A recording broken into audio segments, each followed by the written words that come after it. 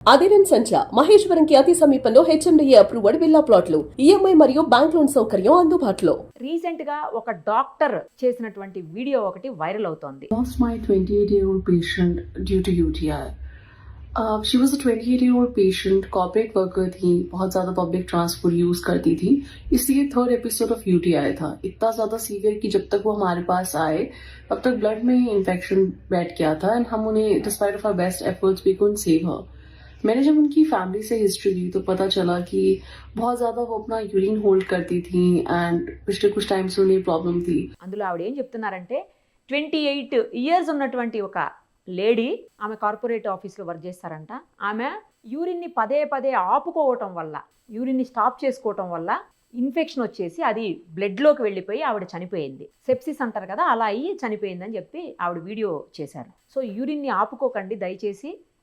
Urine వచ్చినప్పుడు ఇమీడియట్గా pass చేయండి. ముఖ్యంగా మహిళలు, లేడీస్ ఎవరైతే ఉంటారో వాళ్ళందరూ కూడా జాగ్రత్తగా ఉండండి అని చెప్పేసి ఆవిడ వీడియోలో చెప్తున్నారు. ఇదే విషయం మీద మనతో మాట్లాడడానికి ప్రముఖ యూరాలజిస్ట్ డాక్టర్ శ్రీధర్ గారు లైవ్ కాల్ అందుబాటులో ఉన్నారు. ఒకసారి వారితో మాట్లాడదాం. డాక్టర్ గారు నమస్తే అండి. నమస్కారం అమ్మా.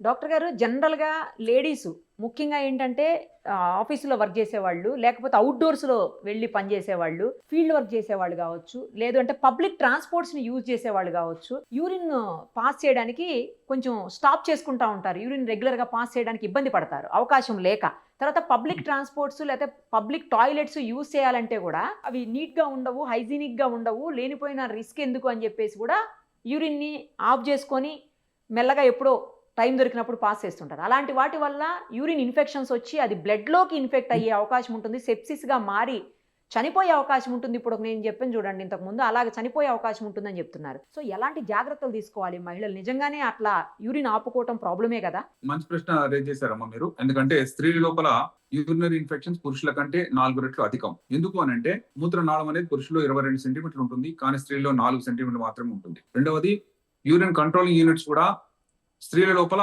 కొంత బలహీనంగానే ఉంటాయి. ఎందుకంటే ఆ 4 సెంటీమీటర్లోనే 2 స్ఫింక్టర్స్ ఉండాలి. పురుషులకైతే అంత పొడవైన దాంట్లో 2 స్ఫింక్టర్స్ చాలా పటిష్టంగా పనిచేస్తాయి. ఇంకొక ముఖ్యమైన విషయం ఏంటంటే, స్త్రీలు చిన్నతనాన్ని కూడా వాళ్ళు నేర్చుకునేది ఏంటంటే, తల్లి కూడా చెప్తుంది, అమ్మ నువ్వు స్కూల్కి వెళ్తున్నావు, అక్కడ వాష్రూమ్స్ బాగుండవు కాబట్టి నువ్వు ఇంటికి వచ్చే వరకు కూడా నీళ్లు తాగకు, కొద్దిపాటి నీళ్లతో మేనేజ్ చేసుకో, ఇంటికి వచ్చిన పొద్దులే అని అంటారు. ఎందుకంటే అక్కడ వాష్రూమ్స్ వల్ల ఇన్ఫెక్షన్ వస్తుందని వాళ్ళ భావన. అది కొంతవరకు కరెక్ట్ కావచ్చు, ఎందుకంటే అన్ని చోట్ల వాష్రూమ్ అంత క్లీన్ గా ఉండవు. కానీ జనరల్ గా మూత్రం ఆపుకుంటే ఏమవుతుంది, అది స్త్రీల్లో అయినా సరే పురుషులు అయినా సరే దాని ఎఫెక్ట్ ఏంటి అది తెలుసుకుందాం. బ్లాడర్ కి 3 పొరలు ఉంటాయి. ఒకటి బయట పొర అంటాం సీరోజా, మధ్యలో మస్కులర్ లేయర్ అంటే కండరాలు, మూడవది మ్యూకోజా అంటే లోపలి పొర, మూత్రంతో టచ్ అయ్యేటువంటి ఒక పొర. ఆ లోపల ఉన్న పొర చాలా సున్నితమైనది, చాలా పలసనైనది. దీని కనుక యూరిన్ ఎక్కువగా ప్రెషర్ చేస్తే ఏమవుతుంది అంటే ఆ మూడో పొర లేక మ్యూకోజల్ పొర గట్టిగా మసిల్ లేయర్ కి అతుక్కుపోతుంది. ఎందుకంటే యూరిన్ ప్రెషర్ బాగా అన్ని వైపులా వ్యాపించడం వల్ల లోపల ఉన్న పొర బయట ఉన్నటువంటి పొరలకు అతుక్కుపోయి ఆ రెండింటి మధ్యలో వచ్చే రక్త నాళాలు ఏవైతున్నాయో అవన్నీ కంప్రెస్ అయిపోతాయి. ఈ పొరల మధ్యలో కొంత గ్యాప్ ఉంటేనే రక్త ప్రసరణ బాగా సజావుగా సాగుతుంది. బయట పొరకి, మధ్య పొరకి, లోపల పొరకి మధ్యలో కొంత గ్యాప్స్ ఉంటాయి, కొన్ని మిల్లీమీటర్ల గ్యాప్ ఉంటుంది. ఆ గ్యాప్ లోనే రక్తనాళాలు పెనిట్రేట్ చేసి బ్లడ్ ఫ్లో ఇచ్చి మళ్ళీ అక్కడి నుంచి మురికి రక్తాన్ని వెనక్కి తీసుకునే ఛాన్స్ ఉంటుంది. కానీ ఎప్పుడైతే ఈ 3 పొరలు ఒకదాని కూడా అతుక్కుపోయాయో, మధ్యలో 0.1 మిల్లీమీటర్ కూడా స్పేస్ లేకపోవడం వల్ల ఆ రక్తనాళాలన్నీ కూడా కంప్రెస్ అవుతాయి. ఎలా అవుతుంది అంటే, మన చేతి ఒక ఉంగరానికి మనం తాడు కట్టేసాం అనుకోండి, ఆ ఉంగరం టిప్కి బ్లడ్ ఫ్లో వెళ్ళదు. ఆ ఉంగరం గట్టిగా మనం తీసేసి దాన్ని కట్ చేస్తే తప్ప ఆ ఫింగర్ కుళ్ళిపోతుంది. అలాగే మూత్రనాళాలు ఇలా జరుగుతున్న విషయం చాలా మందికి తెలియదు. కాబట్టి మూత్రము టైట్ అయినప్పుడు మనకు ఒక అర్జీ తెలుస్తుంది. ఎలా తెలుస్తుంది అంటే, బ్రెయిన్ లో ఒక సెంటర్ ఉందండి, దాన్ని మిక్చురేషన్ సెంటర్ అంటారు, లేక యూరిన్ పాస్ చేయమని చెప్పే సెంటర్. అది పారాసెంట్రల్ లాబ్యుల్ అని పైన కార్టెక్స్ లో ఉంటుంది, పై భాగంలో ఉంటుంది. మన మేధస్ ఎక్కడైతే ఉంటుందో దాని పక్కన ఉంటుంది. ఇది ముందే గుర్తిస్తుంటుంది. బ్లాడర్ లో ప్రెషర్ పెరుగుతుంటే దాని సిగ్నల్స్ అన్ని కూడా పైకి వెళ్తాయి. ఇంకో అద్భుతమైన విషయం ఏంటంటే, బ్లాడర్ ఎంటీగా ఉన్నప్పుడు ఏ ప్రెషర్ అయితే ఉంటుందో బ్లాడర్ నిండే వరకు కూడా ఆల్మోస్ట్ అదే ప్రెషర్ మెయింటైన్ చేస్తుంది. కాబట్టి మనం 10 నిమిషాలకు 3 నిమిషాలకు పోయే అవసరం లేదు. నార్మల్ కెపాసిటీ ఒక పురుషుడికి బ్లాడర్ ఫుల్ అవుతే 500 మిల్లీలీటర్లు ఉంటుంది. స్త్రీలలో చూస్తే 800 మిల్లీలీటర్లు ఉంటుంది. ఎక్కువ ఉంటుంది. ఎందుకు అలా? ఎందుకంటే అది ఒక లెర్న్డ్ బిహేవియర్ లేక అక్వైర్డ్ బిహేవియర్. మనం రోజువారీగా కొంత ఆపుకుంటూ ఉంటే ఆ ఆపుకోవడానికి కండరాలు సాగిపోతాయి. సాగిన తర్వాత కెపాసిటీ పెరుగుతుంది. ఇది నార్మల్ అని వాళ్ళు అనుకుంటుంటారు, కానీ ఆ కండరాల యొక్క టోన్ తగ్గిపోతుంది. కాబట్టి మూత్రం విసర్జించే సమయంలో అంత ప్రెషర్ డెవలప్ చేయలేరు. ఇంకో ముఖ్యమైన విషయం, ఎవరైనా సరే 500 ml తర్వాత మూత్రాన్ని ఆపుతున్నారు అని అంటే ఆ రక్త ప్రసరణ కట్ ఆఫ్ అవడం వల్ల లోపల ఉన్న పొర మ్యూకోజాలో ఉన్న సెల్స్ అన్ని కూడా స్ట్రెడ్ అయిపోతాయి, అంటే రాలి పడిపోతుంటాయి. పడిపోయి ఎక్కువసేపు మూత్రం ఆపిన తర్వాత పోసే మూత్రం కొద్దిగా ఎర్రటి రక్తపు చుక్కలు రావచ్చు. ఇదేంటి నాకు రక్తం ఎందుకు వచ్చిందని భయపడుతుంటారు. వాళ్ళు చేసిన పని వల్ల ఇలా జరిగిందనే విషయం వాళ్ళకి తెలియదు. ఎందుకంటే ఇప్పుడు వాళ్ళు ఆపినందువల్ల బ్లీడింగ్ అవుతుందని వాళ్ళకి తెలియదు, ఆపినందువల్ల ఇన్ఫెక్షన్ వస్తుందని వాళ్ళకి తెలియదు. పోనీ అలాగే కంటిన్యూ అయ్యారు అనుకుందాం. ఎందుకంటే 5 years పాప స్కూల్కి వెళ్తుంది, 4 years పాప స్కూల్కి వెళ్తున్నప్పటి నుంచి ఆమె అడల్ట్హుడ్ వచ్చే వరకు కూడా ఇదంతా ఒక విషియస్ సైకిల్. వాళ్ళు సొంతంగా ఇండిపెండెంట్ అయినప్పటికీ కూడా తల్లి చెప్పపోయినా సరే ఆఫీస్ లో పనిచేస్తూ కూడా పదే ఆఫీస్ లో ఏం వెళ్తాం యూరిన్ కి 10 మంది నుంచి వెళ్ళాలి వాష్రూమ్ వైపుకి అనేది ఒకటి. అక్కడ వాష్రూమ్ ఎలా ఉంది అనేది ఇక ఒక్కొక్క చోట ఒకలా ఉంటుంది. కాబట్టి వాష్రూమ్ లోపల వెళ్ళడానికి జంకినందువల్ల లోపల పొర దెబ్బతినడం, లోపల పొరలో క్రాక్స్ రావడం, ఆ క్రాక్స్ మధ్య నుంచి బ్లీడింగ్ కావడం. మూత్రం పోస్తే కూడా కొంతమంది ఇంకో ముఖ్య విషయం, మూత్రం ఆపిన తర్వాత పోయడానికి స్టార్ట్ చేద్దామంటే కుదరదు. ఎందుకు కాదు అంటే ఎలాస్టిక్ వైర్ ఉందనుకో, ఎలాస్టిక్ రబ్బర్ ఉంటే దాన్ని లాగితే కొంతవరకు చేస్తే వెనక్కి వచ్చేస్తుంది. చివరి దాకా లాగేసాం అనుకోండి, ఎక్స్ట్రీమ్ లాగేస్తే ఇక మళ్ళీ వదిలినా సరే దగ్గరకు రాలేదు. కరెక్ట్. సో బ్లాడర్ కంట్రోల్ కూడా అలాగే కొంతవరకు మనం ఓవర్ డిస్టెండ్ అయినా పర్లేదు, మళ్ళీ రికవర్ అయ్యి మూత్రం పోస్తాయి. కానీ ఎక్స్ట్రీమ్ వరకు వెళ్ళిన వాళ్ళకు మూత్రం పోతాం అంటే ఆ ప్రెషర్ డెవలప్ చేయలేరు, ఆ టోన్ వాళ్ళకి రాదు, మూత్రం ఇనిషియేట్ చేయలేక బాధపడుతుంటారు. మూత్రం పోయబోతే బ్లీడింగ్ అవుతుంది, మంటతో వస్తుంది. ఒకసారి అయింది అనుకోండి పర్లేదు, ఎందుకు అయిందో మనం వేడి చేసింది, మనం ఏదో నాన్ వెజ్ తిన్నాం అనుకుంటారు. కానీ ఎవరైనా సరే దీని పెద్ద ఇన్ఫెక్షన్ గా పెద్ద ప్రాబ్లం గా భావించకపోవచ్చు.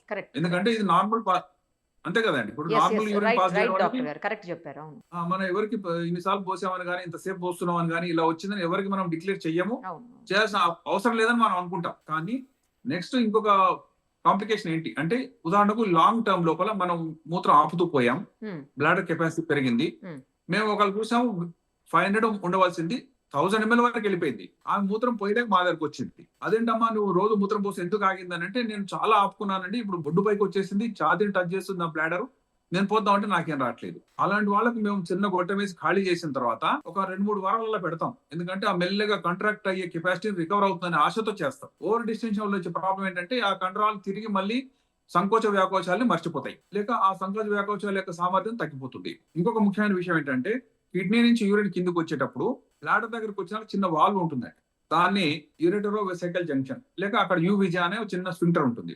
దాని పని ఏంటంటే, కిడ్నీ నుంచి మూత్రం కిందికి వస్తే బ్లాడర్ లో పడాలి. బ్లాడర్ నిండిన తర్వాత మనం మూత్రం పోయబోతే రివర్స్ వెళ్ళకూడదు. ఎందుకంటే పైనుంచి కిడ్నీ నుంచి మూత్రం వచ్చిన తర్వాత బ్లాడర్ నుంచి బయటికి వెళ్ళాలి తప్పితే మళ్ళీ వెనక్కి వచ్చేసింది అనుకోండి మూత్రం, అది ప్రాబ్లం. ఎందుకంటే ఇక మూత్రం పోయలేం, మనం కిందికి పైకి వెళ్తూ మనం సఫర్ అవుతుంటాం. కాబట్టి భగవంతుడు గాని ఈ నేచర్ గాని మనకి ఇచ్చిన వరం ఏంటంటే, కిడ్నీ యొక్క గొట్టానికి బ్లాడర్ కి మధ్యలో ఒక వాల్వ్ పెట్టారు, అది 1-way వాల్వ్, పైనుంచి కిందికి మాత్రమే వస్తుంది.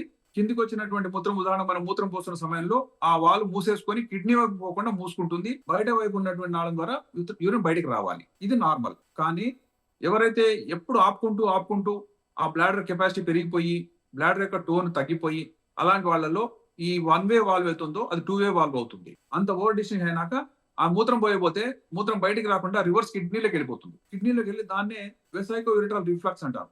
అంటే బ్లాడర్ నుంచి కిడ్నీలోకి మూత్రం వెళ్తుంది. వెళ్ళినప్పుడు బ్లాడర్ యూరిన్ అనేది కొంత అన్క్లీన్, పరిశుభ్రత లోపించి ఉంటుంది, కిడ్నీలో యూరిన్ పర్ఫెక్ట్ గా క్లీన్ ఉంటుంది. కాబట్టి బ్లాడర్ యూరిన్ కిడ్నీకి వెళ్తే ఇన్ఫెక్షన్ క్యారీ చేస్తూ పైదాకి వెళ్ళిపోతుంది. దానివల్ల మీరు చెప్పిన పాయింట్ ఏంటంటే కిడ్నీలో ఇన్ఫెక్షన్ అయింది, అందువల్ల మనిషి చనిపోయిందని. సో రివర్స్ లో రావడం అనేది చాలా డేంజరే. అలా ఉంది అని అంటే, మనం మూత్రం పోస్తుంటే వాటర్ జెట్ అంటాం, అంటే మూత్రం పోస్తుంటే వెనక్కి జట్లు కొడుతున్నాయని చెప్తారు కొంతమంది, దాన్ని వాటర్ హ్యామర్ అంటారు. నీటితో సుత్తితో కొట్టినట్టు ఉంటుంది. మూత్రం ఎంత ట్రై చేస్తున్నా కిడ్నీలో ప్రెషర్ వస్తుంది తప్పితే మూత్రం బయటకు రావట్లేదు. ఇదంతా కూడా ఒక long term complication of over distension. మూత్రాన్ని ఆపుకోవడం వల్ల ఇలా రివర్స్ లో వెళ్ళిపోతుంది. రివర్స్ వెళ్ళినాక మెల్లగా కిడ్నీలు దెబ్బతినడం మొదలవుతాయి. కిడ్నీ ఫంక్షన్ కొన్ని నెలల్లో కొన్ని సంవత్సరాలు 0 అయిపోవచ్చు, ఎందుకంటే రివర్స్ పోతుంది. ఎవరైనా సరే ఈ దశలో మా దగ్గరకు వచ్చి రివర్స్ వెళ్తుంది అనే దశలో మాకు కనబడితే వెంటనే వాళ్ళకు ఆ వాల్వ్ రిపేర్ చేసే సర్జరీ చెప్తాం. అది ఎండోస్కోపీ కావచ్చు, ఓపెన్ సర్జరీ కావచ్చు. ఇలా రివర్స్ లో స్టార్ట్ అయిందంటే ఆ వ్యక్తి యొక్క కిడ్నీస్ అపాయంలో ఉన్నట్టే, జీవితం కూడా అపాయంలో ఉన్నట్టే. కాబట్టి ఆ రివర్స్ ఫ్లో అనేది తొలి దశలో చూసినా సరే ఇనిషియల్ గా కొన్ని ఏమన్నా బ్లాడర్ ట్రైనింగ్ టెక్నిక్స్ చెప్తాం. అది కనుక రికవర్ కాకపోతే ఆ వాల్వ్ ని టైట్ చేసేటువంటి చిన్న టెఫ్లాన్ ఇంజెక్షన్స్ ఉంటాయి, అవి ఇచ్చి కొంచెం టైట్ చేసే ట్రై చేస్తాం. అలా కుదరని పక్షంలో దానికి ఎండోస్కోపిక్ సర్జరీస్ వచ్చినాయి, లాప్రోస్కోపిక్ సర్జరీస్ వచ్చినాయి, రోబోటిక్ సర్జరీ వచ్చింది. ఇవన్నీ లేని చోట ఓపెన్ సర్జరీ కూడా ఉంది. సో ఇలా ఆ వాల్వ్ ని మళ్ళీ రిస్టోర్ చేయాలి. చేయని పక్షంలో బ్లాడర్ యూరిన్ పైకి వెళ్తుంది. Which is not good. Bladder లో ఉన్న యూరిన్ మనకేం ఇన్ఫెక్షన్ చేయదండి, కానీ బ్లాడర్ యూరిన్ కిడ్నీకి వెళ్తే మాత్రం ఇన్ఫెక్షన్ అవుతుంది. ఈ పాయింట్ గమనించండి. యా కాబట్టి ఎవరైనా మూత్రంలో మంట వచ్చినా, మూత్రంలో బ్లీడింగ్ అయినా, మూత్రం పోయబోతే సరిగా కాంట్రాక్షన్ డెవలప్ చేయలేకపోయినా అర్జెంట్ గా మాత్రం రావాలి, ఎందుకంటే అది తొలి దశ. అలా కాని పక్షంలో అడ్వాన్స్ స్టేజ్ లో అయితే సర్జరీసే ఉంటాయి. ఒకవేళ కిడ్నీ ఫెయిల్ అయిన వచ్చిన తర్వాత ఆ కిడ్నీ ఫెయిల్యూర్ ట్రీట్మెంట్ ఇస్తాను తప్పితే ఈ వాల్వ్ రిపేర్ చేసినా పెద్ద లాభం జరగకపోవచ్చు. అలాంటి వాళ్ళకి మేము డయాలిసిస్ చేయటం, వాళ్ళకి ట్రాన్స్ప్లాంట్ చేయటం, ఆ ట్రాన్స్ప్లాంట్ చేసినప్పుడు మళ్ళీ కొత్త కిడ్నీ కానీ దెబ్బ తగ్గుతుంది, ఆ స్ఫింక్టర్ మాత్రం అప్పుడు రిపేర్ చేసుకుంటాం. కాబట్టి గుర్తుంచుకోవాల్సింది ఏంటంటే ఇవన్నీ స్వయంకృత అపరాధాలే. మనకు తెలియనటువంటి కొన్ని చిన్న మూఢనమ్మకాల వల్ల కానీ, మనకు అసౌకర్యం అనుకున్న చిన్న చిన్న హ్యాబిట్స్ వల్ల కానీ స్లోగా కిడ్నీ ఫెయిల్యూర్ కి దారితీస్తుంది అనే విషయం ప్రతి ఒక్కరు గుర్తుంచుకోవాలి. అంతేగాని మూత్రం ఆపడం వల్ల సడన్ గా మనిషి చనిపోవడం అనేది జనరల్ గా జరగదండి. అంటే సార్ జనరల్ గా ఇది జరగదు. ఇన్ఫెక్షన్ అయ్యి సెప్సిస్ అయింది అంటున్నారు సార్, అది ఎలా జరిగి ఉండొచ్చు? ఇన్ఫెక్షన్ అయ్యి బ్లాడర్ లో ఉన్న యూరిన్ కిడ్నీకి వెళ్తే దాన్ని సెప్సిస్ అంటాం. రివర్స్ వెళ్ళిందంటే అది సెప్సిసే, కిడ్నీలో చీమ్ పడుతుంది. ఆ bladder urine is not very clean, still అది మనకేం ఇబ్బంది కలిగించదు. కానీ బ్లాడర్ యూరిన్ కిడ్నీలోకి వెళ్తే మాత్రం ఇట్ ఈస్ సెప్సిస్. ఎందుకంటే ఆ భాగానికి ఇది అన్క్లీన్, ఇందులో కొన్ని బ్యాక్టీరియా ఉన్నా సరే మనం తట్టుకునే ఇమ్యూనిటీ బ్లాడర్కు ఉంది, కానీ కిడ్నీకి లేదు. కిడ్నీ అక్కడ ఫిల్టర్ చేస్తూ అత్యంత క్లీన్ అట్మాస్ఫియర్ లో పనిచేసుకుంటుంది. దానిలో కనుక మనం కొంత మురికి రుద్దామనుకోండి, అది ఇన్ఫెక్ట్ అయ్యి అది ఫెయిల్యూర్ కి దారితీస్తుంది. అందుకే మేము చెప్పేది, రివర్స్ ఫ్లో వచ్చినటువంటి వాళ్ళు మూత్రం పోసేటప్పుడు వీపులో నొప్పి వచ్చింది అనుకోండి, వీపులో జెట్స్ పరిగెత్తినట్టుగా అనిపించింది అనుకోండి, కొంతమంది వెనక్కి తిరిగి చూస్తారు, పాకెట్ లో ఏమన్నా పడిపోయిందా అని. అలాంటి ఫీలింగ్ వస్తుంది. మనం మూత్రం పోస్తే వెనక ఏదో పడిపోయింది అన్నట్టు గానీ, వీపు దగ్గర గుద్దుతున్నట్టు గానీ అనిపిస్తే అది చాలా సీరియస్ కాంప్లికేషన్, అర్జెంట్ గా మదర్ రావాలి. సింపుల్ స్కానింగ్ ద్వారా కూడా దాన్ని గమనించవచ్చండి. కిడ్నీలోకి రివర్స్ ఫ్లో వెళ్తుందా, వెళ్తుంటే దాన్ని ఆపాల్సినటువంటి టెక్నిక్స్ ఏంటి, అవన్నీ చేసుకొని మూత్రం మీకు వచ్చితే మాక్సిమం ఎంతసేపు ఆపవచ్చు అంటే 10 నుంచి 15 నిమిషాల నుంచి ఆపరాదు.